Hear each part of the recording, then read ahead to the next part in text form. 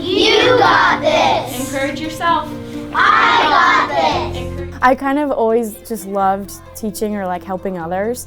And my mom always said, like, when I was in kindergarten, she's like, yep, that girl's gonna be a teacher. We can tell. I don't know if maybe that meant I just talked too much with the kids, but. Mom's intuition has turned into West Ada's gain. Emma was a substitute in the district, then a long-term sub at Joplin, and now she has a classroom of her own with a specific goal in mind.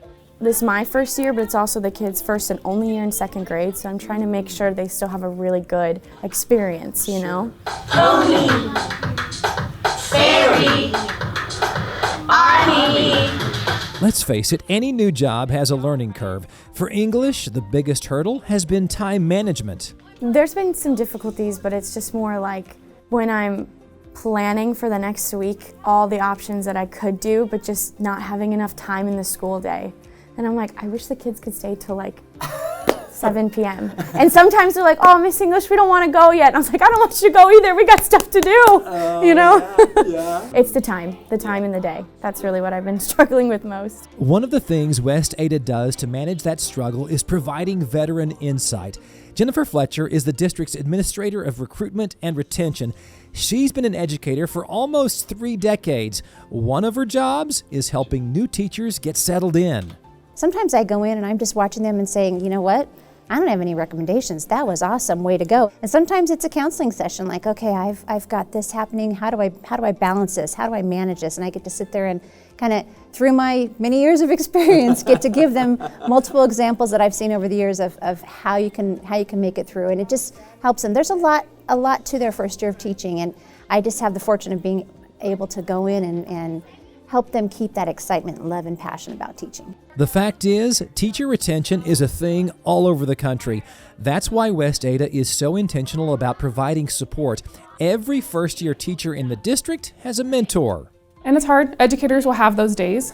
And I think any business, any job, you're going to feel that burnout. You're going to feel that stress. Yeah. And so it's how can we make it so that the positive outweighs the negative days. Sure. And for me, it's the relationships and it's the people you work with, knowing that you want to come back and work with them and for them, because my philosophy and belief as an educator is we're in it together.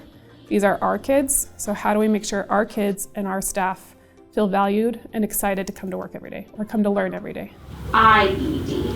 I studied so hard to spell all these words.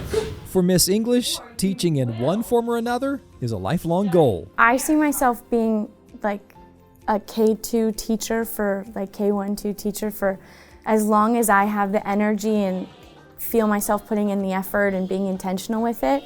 And eventually there becomes like a time where sometimes people lose. I hope I don't ever lose that energy, but sometimes if they do, or I don't feel like I'm able to give as much or like have as much intentions and love, I want to go to like teaching future teachers. Pea, turkey, valley, honey.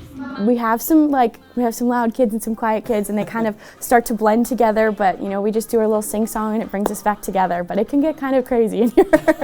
But it's a good kind of crazy. We will work and play safely. But just high energy and always being positive and having a smile on your face, because that's the first thing they see is your face and how you're feeling, you know.